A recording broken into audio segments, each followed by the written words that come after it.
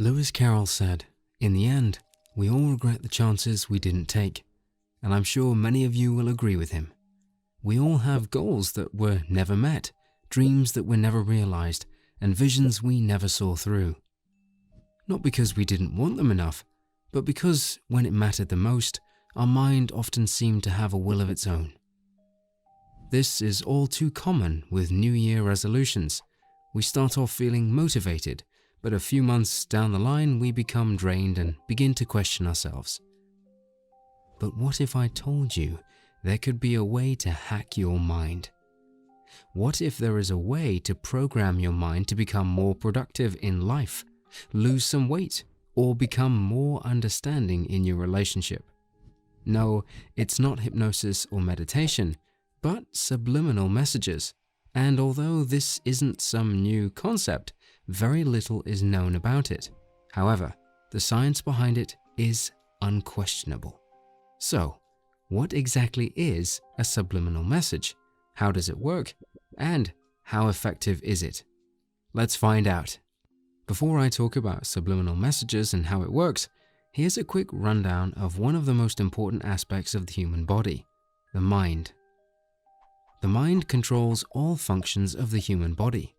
This incredible feat is divided between two parts of the mind, the conscious and the subconscious mind.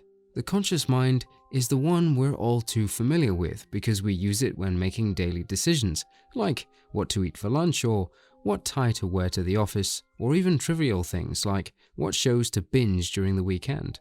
On the other hand, the subconscious mind runs quietly in the background, controlling actions that are vital to our existence, such as breathing, body temperature, and heartbeat. Information received by the subconscious mind is automatically executed without questions. This is why actions like riding a bicycle or swimming seem so difficult at first, but in time, you can almost do it without thinking.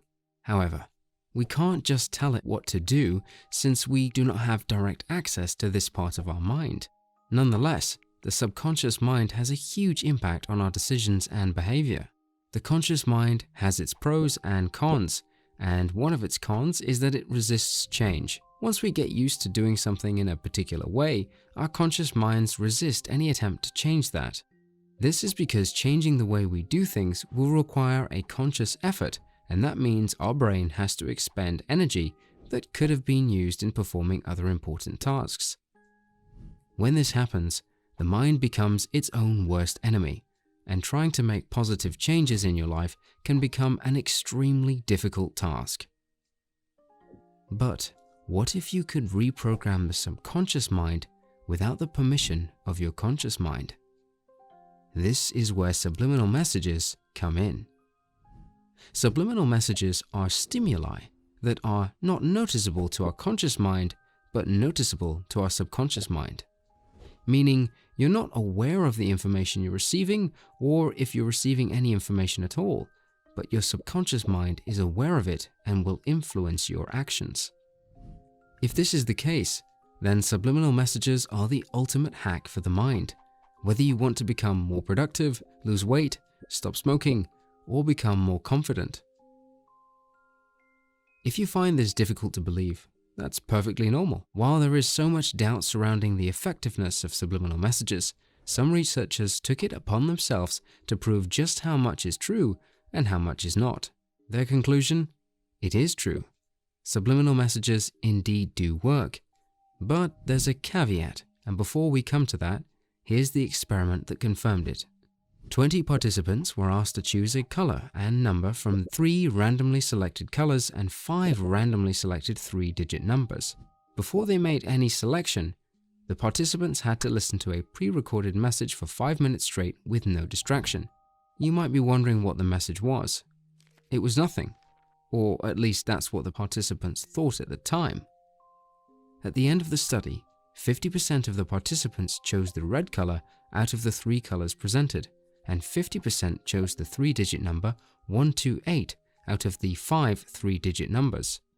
It turned out the color red and number 128 were encoded into the message that the participants had listened to before making their choices.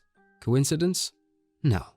While you may want to believe that somehow 10 out of 20 randomly selected people all shared a common likeness for the color red, it is quite difficult to explain why they would also prefer the number 128. The experiment revealed two things, and these are that subliminal messages are quite effective, but not without limitations. First, preference. Individuals with a strong preference are less likely to be affected by the message, and some people have such a strong will that won't easily bend. Here is another experiment that buttresses this point. In the 1990s, around when the concept of subliminal messages was still relatively new, some researchers decided to see the effect of these messages in a natural environment. Unlike the first experiment that took place in a controlled environment, this one took place in a supermarket. And who participated in the experiment? The unwitting customers who wanted to buy wine. It was a perfect setup. For 2 weeks, the supermarket was asked to play French and German music, and the researchers took note of the wine choices the customers made during that period. It turned out that on the days that French music was played, French wines sold out more than German wines. And on the days that German music was played, German wines recorded more sales than French wines.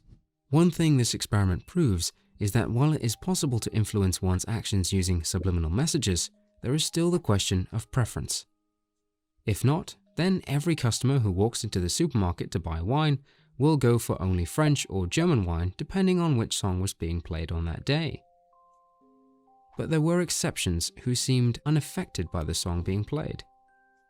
However, researchers argue that it's all a matter of time. The longer a person is exposed to the message, the more susceptible they become. If this is true, then even the strongest will is bound to bend.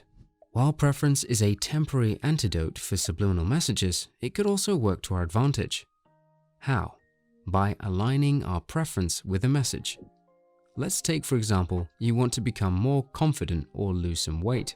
Exposing yourself to the right environment will boost confidence and build a desire to work out. A common argument is that if you are aware of triggers in your environment, how effective will the message be? In part, this argument is valid. After all, knowing means the conscious mind can perceive or understand what is being heard or seen. But in this case, even though the conscious mind knows what to look out for, it has no idea when the information is being passed to the subconscious mind, so it can't resist it. Therefore, knowing what subliminal messages is being sent may not change the result. How does this all help us become more productive? It comes down to building an environment that promotes productivity. If you have to work on something creative, then you should listen to brain music, as it will help you get in the zone. You can get a nice journal so you are constantly reminded to stay organized and reflect on your activities. The battle is between you and the conscious mind. You find it difficult to focus because of so many distractions. You feel lazy and unmotivated, and if you are like many people out there, then you sometimes feel overwhelmed with all you have to do. But if we expose ourselves to the environment with correct stimuli, then you can hijack your consciousness and trigger productive subconscious actions. Whether it is studying for hours without losing focus, becoming motivated to complete that difficult assignment, or grinding through your to-do list effortlessly.